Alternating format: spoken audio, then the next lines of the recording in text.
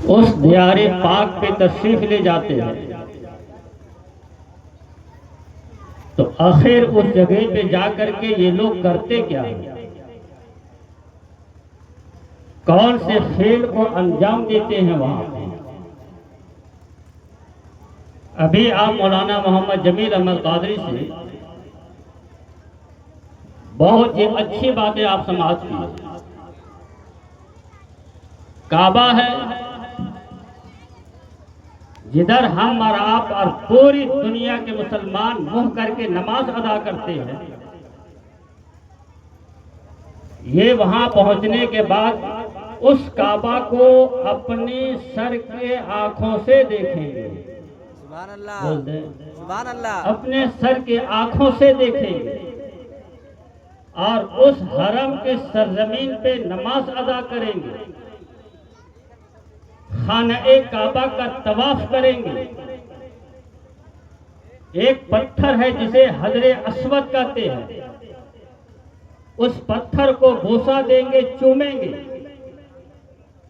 ایک مقام ہے جنہیں مقام ابراہیم کہتے ہیں، اس جگہ پہ 2 رکعت نماز ادا کریں گے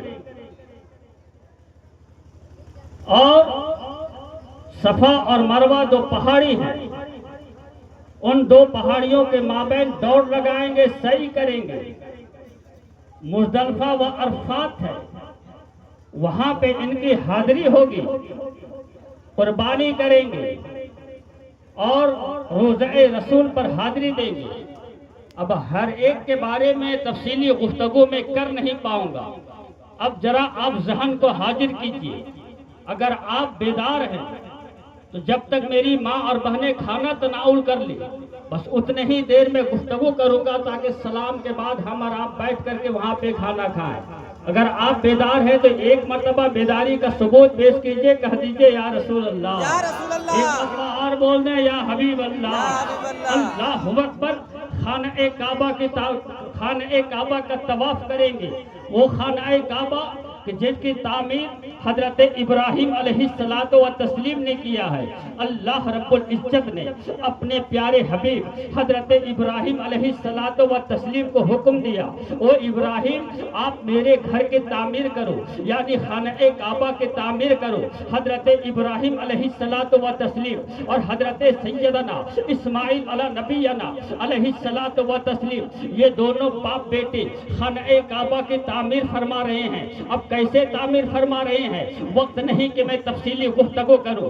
باپ اور بیٹے دونوں خانہ کعبہ کی تعمیر کر رہے ہیں۔ حضرت اسماعیل علیہ السلام اپنے نازک ہاتھوں سے چھوٹے چھوٹے پتھر لا کر کے اپنے ابا حضور حضرت ابراہیم علیہ السلام کے ہاتھ میں دیتے ہیں، اور حضرت ابراہیم علیہ السلام حضرت اسماعیل کے ہاتھ سے پتھر لے کر کے اور خانہ کعبہ کی دیوار پہ پتھر رکھتے ہیں۔ دیوار بلند ہوتے جا رہی ہے، دیوار اٹھتے جا رہی ہے۔ آپ کا مزاج یہ ہے کہ جب دیوار بلند ہو جاتی ہے، انسان زمین پہ کھڑے ہو کر کے اگر دیوار پہ اینٹ یا پتھر رکھ نہیں پاتا ہے تو پھر باڑے کا انتظام کرتا ہے، ایسی چیز کا انتظام کرتا ہے جس پہ وہ کھڑے ہو کر کے اور دیوار کو بلند کرے اور دیوار کو اونچا کرے۔ اللہ اکبر۔ حضرت ابراہیم علیہ السلام خانہ کعبہ کی تعمیر کر رہے تھے، اور جب دیوار بلند ہو گئی تو ایک پتھر لائے اور اس پتھر پہ کھڑے ہو کر کے اور خانہ کعبہ کی تعمیر کرنے لگے۔ اس پتھر پہ کھڑے ہو کر کے خانہ کعبہ کی تعمیر کر رہے تھے۔ حضرت اسماعیل سے پتھر لیتے تھے اور خانہ کعبہ کی دیوار پہ پتھر رکھتے تھے۔ اس میں کوئی تعجب کی بات نہیں ہے۔ تعجب کی بات یہ ہے پتھر کا مزاج سخت ہوتا ہے، پتھر نہ چھوٹا ہوتا ہے اور نہ پتھر بڑا ہوتا ہے، بلکہ پتھر جس حال میں ہوتا ہے وہ اپنے ہی حال میں رہتا ہے۔ لیکن اللہ اکبر، اللہ کے پیارے نبی حضرت ابراہیم علیہ السلام جس پتھر پہ کھڑے ہو کر کے اور خانہ کعبہ کی تعمیر کر رہے تھے، جس وقت حضرت اسماعیل سے پتھر لینے کے لیے حضرت ابراہیم جھکتے تھے، وہ پتھر چھوٹا ہو جاتا تھا، اور جب خانہ کعبہ کی دیوار پہ پتھر رکھنے کے لیے ابراہیم کھڑے ہوتے تھے تو وہ پتھر بڑا ہو جاتا تھا، وہ پتھر بلند ہو جاتا تھا۔ سبحان اللہ۔ آج بھی اس پتھر پہ حضرت ابراہیم علیہ الصلوۃ والتسلیم کے دونوں قدم کے نشان موجود ہیں، جسے آج شیشے میں پیک کر کے رکھا گیا ہے۔ یہ حجاج کرام اپنی سر کی آنکھوں سے دیکھ کر کے آئے ہیں۔ اسی جگہ کے بارے میں کہا گیا ہے جس جگہ پہ وہ پتھر موجود ہے، وہ تخذ من مقام ابراہیم مصلی، اے لوگوں مقام ابراہیم کو جائے نماز بناؤ، اے لوگوں مقام ابراہیم کو مصلی بناؤ، اے لوگوں مقام ابراہیم کو نماز پڑھنے کی جگہ بناؤ۔ وہی مقام ابراہیم ہے۔ اور جب حضرت ابراہیم علیہ الصلوۃ والتسلیم خانہ کعبہ کی تعمیر کر چکے تو اپنے دل میں خیال فرمانے لگے، اے مولا یہاں تو کوئی آبادی نہیں ہے، یہاں تو کوئی گاؤں نہیں ہے، یہاں تو لوگ نہیں ہیں، اور میں نے تیرے حکم سے تیرے گھر کی تعمیر کر دی ہے، اے مولا اس گھر کو آباد کون کرے گا، اس گھر کو آباد کون کرے گا۔ حضرت ابراہیم علیہ السلام نے جب یہ دل میں خیال کیا اور اپنے رب کے بارگاہ میں عریضہ پیش کیا تو میرے رب نے ارشاد فرمایا، او ابراہیم آپ نے اب میرے گھر کی تعمیر کر دی ہے، تعمیر کرنا آپ کا کام تھا، آباد کرنا یہ میرا کام ہے، تعمیر کرنا آپ کا کام تھا، آباد کرنا میرا کام ہے۔ او ابراہیم یہ جو سامنے پہاڑ ہے نا، کوہ ابو قبیس، اس پہاڑ پہ چڑھ کر کے تم اعلان کرو، اس پہاڑ پہ چڑھ کر کے اعلان کرو، اور جتنے لوگ تیری آواز پہ لبیک کہیں گے، جتنے لوگ تیری آواز پہ لبیک کہیں گے، وہ تمام لوگ اس گھر کے طواف کے لیے تشریف لائیں گے، اس گھر کی زیارت کے لیے تشریف لائیں گے۔ میں آپ سے پوچھتا ہوں، اس وقت میں مائک سے بول رہا ہوں تو میری آواز 2 سے 3 کلومیٹر تک کے پہنچتی ہوگی، اس سے زائد نہیں پہنچتی ہوگی، اگر اور زیادہ لیجیے گا تو 4 سے 5 کلومیٹر تک کے پہنچتے ہوگی، لیکن اس سے زیادہ نہیں پہنچتے ہوگی۔ میں یہاں بول رہا ہوں، میری آواز ہزاری باغ نہیں پہنچ سکتی ہے، یا بگودا نہیں پہنچ سکتی ہے، یا پھر 20-25 کلومیٹر تک نہیں پہنچ سکتی ہے۔ حضرت ابراہیم سے کہا گیا تم کوہ ابو قبیس پہ آواز لگاؤ، اور جتنے لوگ تیری آواز پہ لبیک کہیں گے وہ لوگ اس گھر کی حاضری کے لیے تشریف لائیں گے۔ تو حضرت ابراہیم عرض کرتے ہیں، اے مولا میں تو تیرے حکم سے آواز لگا دوں گا، کوہ ابو قبیس پہ چڑھ کر کے آواز لگاؤں گا، لیکن میری آواز پہنچے گی تو کہاں تک پہنچے گی، میری آواز پہنچے گی تو کہاں تک پہنچے گی۔ رب نے ارشاد فرمایا، ابراہیم آواز لگانا تیرا کام ہے، آواز پہنچانا زور سے بولو اور زور سے بول، آواز پہنچانا میرا کام ہے۔ اب حضرت ابراہیم علیہ الصلوۃ والتسلیم کوہ ابو قبیس پہ کھڑے ہوتے ہیں، اور کھڑے ہونے کے بعد اعلان کرتے ہیں، یا ایھا الناس ان اللہ یدعوکم الی الحج ببیت الحرام، اے لوگوں اللہ اس مقدس گھر کے حج کے لیے تجھے آواز دیتا ہے۔ تو جس وقت حضرت ابراہیم کوہ ابو قبیس پہ چڑھ کر کے آواز لگائے تھے تو جو روح عالم ارواح میں تھی وہ روح لبیک کہی ہے، جو روح باپ کے پشتوں میں تھی وہ روح لبیک کہی ہے، جو روح ماں کے شکم میں تھی وہ روح لبیک کہی ہے۔ تو جو روح لبیک کہی ہے وہ تمام روحیں انسانی شکل میں آ کر کے اس گھر کی جواب کے لیے جائے گی، اس گھر کی زیارت کے لیے تشریف لے جائے گی۔ میرا عقیدہ بول رہا ہے کہ جس وقت جناب ابراہیم علیہ الصلوۃ والتسلیم کوہ ابو قبیس پہ چڑھ کر کے آواز لگائے ہوں گے تو اور حاجیوں کی روحیں جس وقت لبیک کہی ہوگی، وہیں پہ حاجی سلیمان صاحب کی روح بھی لبیک کہی ہوگی، اور ان کے اہلیہ کی روح بھی لبیک کہی ہوگی۔ اسی لیے آج اس گھر کی زیارت کے لیے تشریف لے جا رہے ہیں۔ اب وہاں پہ جانے کے بعد بندہ کعبے کا طواف کرتا ہے، ایک عجب منظر ہوتا ہے، ایک عجب منظر ہوتا ہے، چہرہ کا تعالود ہوتا ہے، اور بال بکھرے ہوتے ہیں، ایک ہی لباس میں آ کر کے اور خانہ کعبہ کا طواف کرتے ہیں۔ اور جب بندہ خانہ کعبہ کا طواف کرتا ہے، میرا خدا فرشتوں سے فرماتا ہے، او فرشتوں دیکھ میرے بندوں کو، دیکھ میرے بندوں کو، دیکھ میرے بندوں کو۔ فرشتوں آج یہ اپنے لباس کو اتار چکے ہیں، اس لباس میں آ چکے ہیں جس لباس میں میرے گھر کا طواف میرے محبوب نے کیا ہے، میرے محبوب کے لباس کو اپنا چکے ہیں۔ اے فرشتوں دیکھ، ان کے بال بکھرے ہوئے ہیں، ان کے چہرے گرد آلود ہوئے، اے فرشتوں گواہ ہو جاؤ، ان کے گناہ اگر سمندر کے جھاگ کے برابر ہو، یا ان کے گناہ اگر سمندر کے ریت کے جرات کے برابر ہو، فرشتے گواہ ہو جاؤ، میں نے ان کے تمام گناہوں کو معاف کر۔ سبحان اللہ، اللہ اکبر،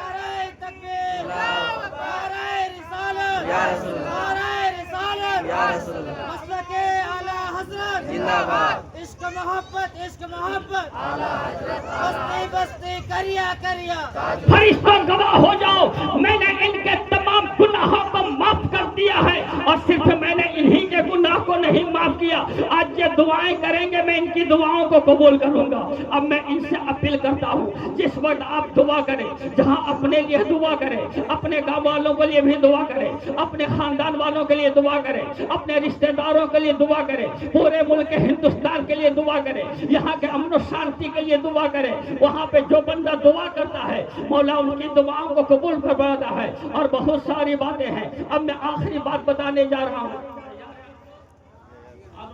بولیے یا رسول اللہ، بولیے۔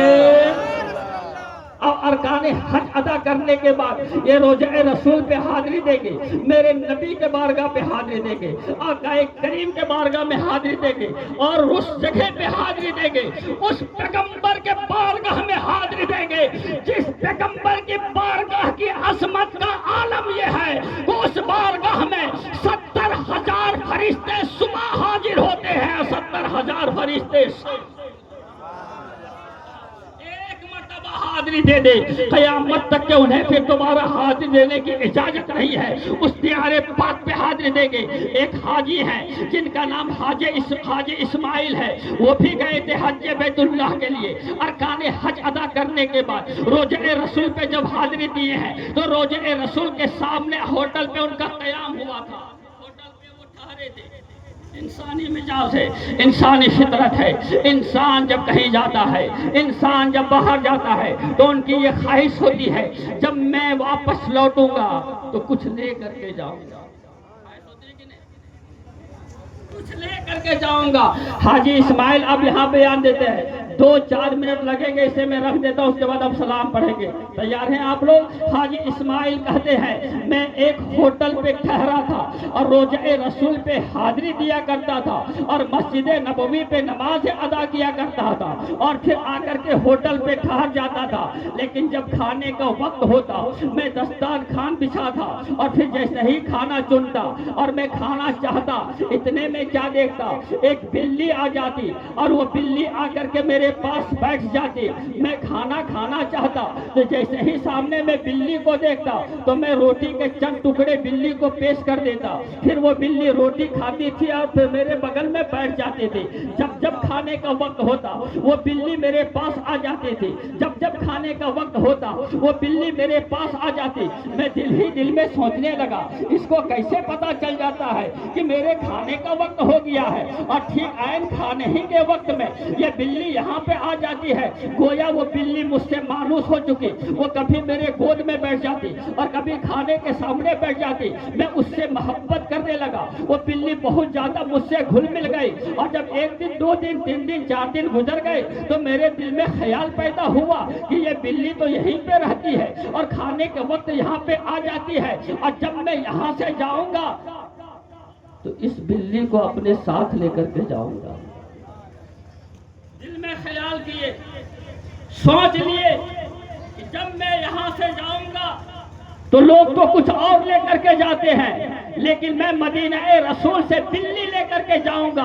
حاجی اسماعیل کہتے ہیں ابھی میں سوچا ہی تھا کہ وہ بلی فوری طور پہ میرے پاس سے اٹھی اور بھاگتے ہوئے نظر آئی۔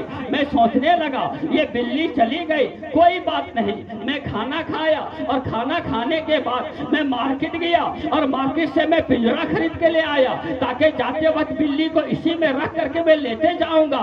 لیکن پھر جب کھانے کا وقت قریب آیا وہ بلی نہیں آئی تو میں مسجد نبوی گیا اور میں نمازیں ادا کر رہا تھا، اور نماز ادا کرنے کے بعد روزے رسول پہ میں نے حاضری دی ہے، اور جیسے ہی آقا کے بارگاہ میں حاضری دیا میں نے دیکھا جالیے رسول پہ وہ بلی چپکی ہوئی ہے اور وہیں پہ موجود ہے۔ جب جب جاتا وہ بلی کو میں وہیں دیکھتا تھا، میں سمجھ گیا اس بلی کا ٹھکانہ یہی ہے۔ میں جب بھی آتا ہوں تو بلی کو یہیں پہ پاتا ہوں، میں جب جاؤں گا تو بلی کو یہیں سے پکڑ کر کے لے جاؤں گا۔ 1-2 دن گزر گئے، رات کو میں سویا تھا اور صبح مجھے نکلنا تھا، اور میں یہ سوچ لیا تھا فجر کی نماز پڑھ کر کے میں جاؤں گا اور بلی کو پکڑ کر کے اپنے ساتھ لیتے جاؤں گا۔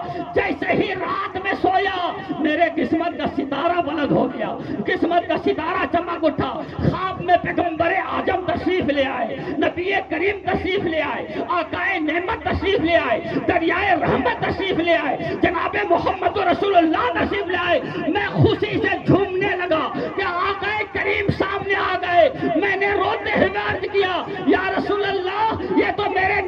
کی معراج ہے کہ آپ تشریف لے آئے. پیغمبر اعظم نے جواب دیا او اسماعیل میں تو اس لائق نہیں تھا کہ میں تیرے پاس آتا, تو اس لائق نہیں تھا کہ میں تیرے پاس آتا. تم ارکان حج ادا کر چکے ہو, خبردار یہاں سے جانا تو واپس چلا جانا, لیکن میرے شہر کی بلی کو لے کر کے مت, میرے شہر کی بلی کو میں لے کر کے مت جانا. یہ بات میں کسی سے میں نے نہیں کہا تھا, میرے شہر سے بلی کو مت لے کر کے جانا.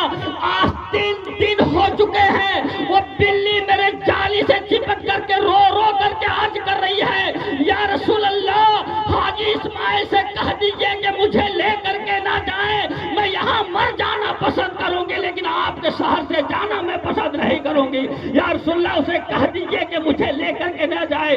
اس کی گریہ و زاری کو دیکھ کر کے اور مجھے تیرے پاس آنا پڑا. ذہن پہ حاضر کرو, جب ایک بلی رو رو کر کے فریاد کرے, ایک بلی گریہ و زاری کر کے رسول اللہ کو آواز دے تو ان کی مدد کے لیے مصطفیٰ پہنچ سکتے ہیں.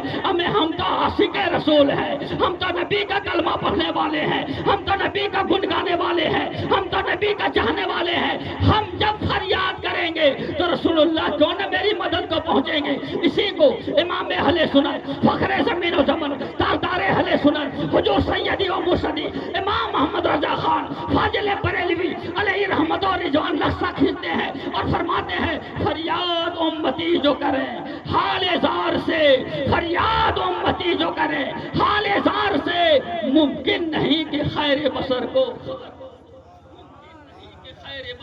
خبر نہ ہو. اب میں ان سے اپیل کرتا ہوں, بہت ہی پاکیزہ بارگاہ میں آپ تشریف لے جا رہے ہیں, ہر جگہ پہ قدم سنبھل کر کے رکھیں. کریم آقا کے بارگاہ میں جائیں, رو رو کر کے دعائیں کریں, گریہ و زاری کریں.